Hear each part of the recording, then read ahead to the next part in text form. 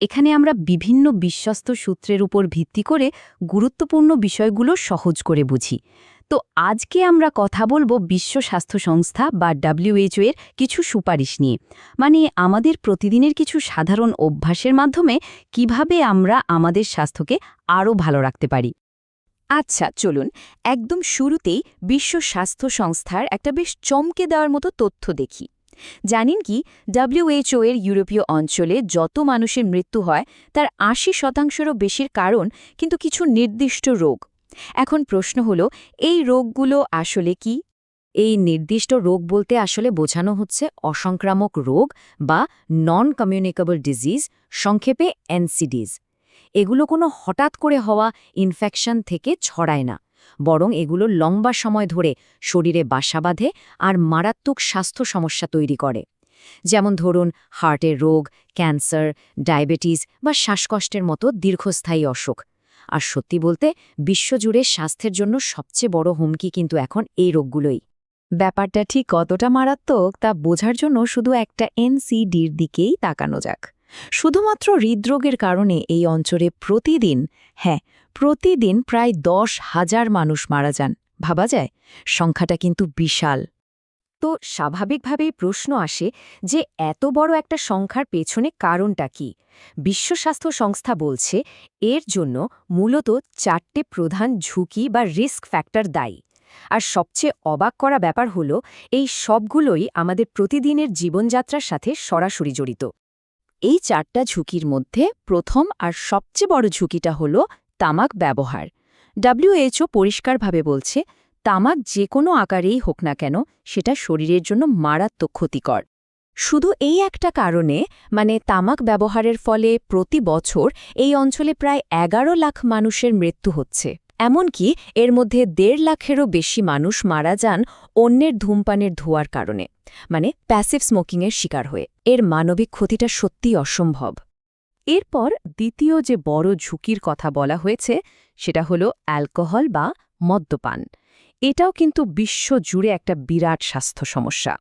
শুধুমাত্র এই একটা অঞ্চলেই অ্যালকোহল পানের কারণে বছরে প্রায় 8 লাখ মানুষ মারা যান। আর সারা বিশ্বে অ্যালকোহলের কারণে যত মৃত্যু হয় তার প্রায় 1/3 ঘটে এই অঞ্চলে। তৃতীয় ঝুঁকিটা কিন্তু লুকিয়ে আছে আমাদের খাবারের থালাতে। হ্যাঁ, ঠিকই ধরেছেন, অস্বাস্থ্যকর খাবার।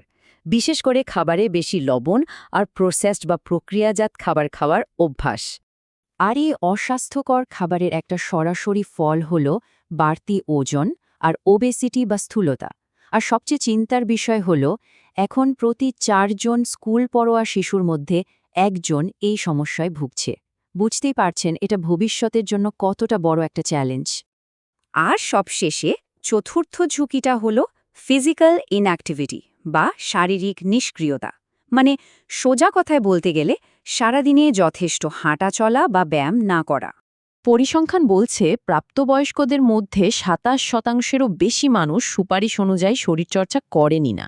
আর এই শরীরচর্চার অভাবে প্রায় 9% অকাল মৃত্যুর কারণ হয়ে দাঁড়ায়।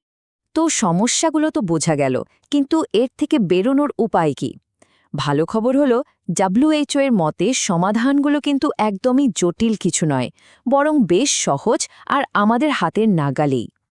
WHO মূলত এই 4টা ঝুঁকি কমানোর জন্যেই 4টা দারুণ কাজের কথা বলছে। সেগুলো কি কি? 1. তামাককে না বলা। 2. মদ্যপান কমিয়ে দেয়া। 3.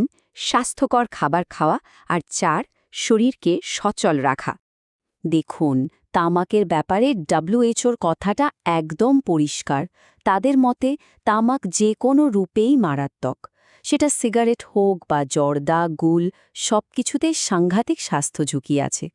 অ্যালকোহলের ব্যাপারেও তাদের পরামর্শটা খুবই সোজাসাপটা। স্বাস্থ্যের জন্য কম অ্যালকোহল ভালো, তবে একেবারেই না খাওয়াটা সবচেয়ে ভালো। তার মানে যত কম পান করা যাবে স্বাস্থ্যের ঝুঁকিও ঠিক ততটাই কমে আসবে। স্বাস্থ্যকর খাবার মানে কিন্তু না খেয়ে থাকা নয়, বরং বিভিন্ন রকমের পুষ্টিকর খাবার উপভোগ করা। একটা ব্যালেন্স ডায়েট আমাদের হার্টের রোগ বা ডায়াবেটিসের মতো এনসিডিস থেকে বাঁচায় আর শরীরের ওজন ঠিক রাখতেও সাহায্য করে। আর শেষ এবং অন্যতম গুরুত্বপূর্ণ কাজটা হলো শরীরকে অ্যাক্টিভ রাখা। মানে প্রতিদিনের জীবনে হাঁটা চলা, ব্যায়াম এই বিষয়গুলোকে রুটিনের অংশ করে নেওয়া। এখানে WHO এর একটা দারুণ বিষয় হলো আরা কিন্তু জীবনের প্রত্যেকটা ধাপের জন্য খুব পরিষ্কার আর বাস্তবসম্মত কিছু লক্ষ্য ঠিক করে দিয়েছে। মানে 5 বছরের শিশু থেকে শুরু করে 65 বছরের প্রবীণ, এমনকি গর্ভবতী নারীদের জন্য তাদের নির্দিষ্ট পরামর্শ রয়েছে। তাহলে মূল বিষয়টা কি দাঁড়ালো? এটাই যে আমাদের এই ছোট ছোট ব্যক্তিগত পদক্ষেপগুলো যখন সবাই একসাথে নেয় তখন সেটা জনস্বাস্থ্যের উপর একটা বিরাট ইতিবাচক প্রভাব ফেলতে পারে।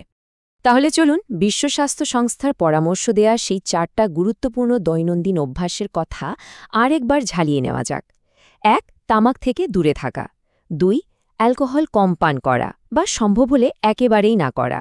3. সুষম খাবার খাওয়া। আর 4. নিয়মিত শরীরকে সচল রাখা। এই সাধারণ কাজগুলোর ওপর একটু মনোযোগ দিলেই কিন্তু শুধু নিজের স্বাস্থ্য নয়, একটা সুস্থ সমাজ গড়ে তোলার ক্ষেত্রেও অবদান রাখা যায়। সবশেষে একটা প্রশ্ন রেখে যাচ্ছি ভাবার জন্য। আচ্ছা, এই প্রতিদিনের সাধারণ অভ্যাসগুলোর মধ্যে কোনটা একজন মানুষের জীবনের সবচেয়ে বড় পরিবর্তনটা আনতে পারে বলে মনে হয়?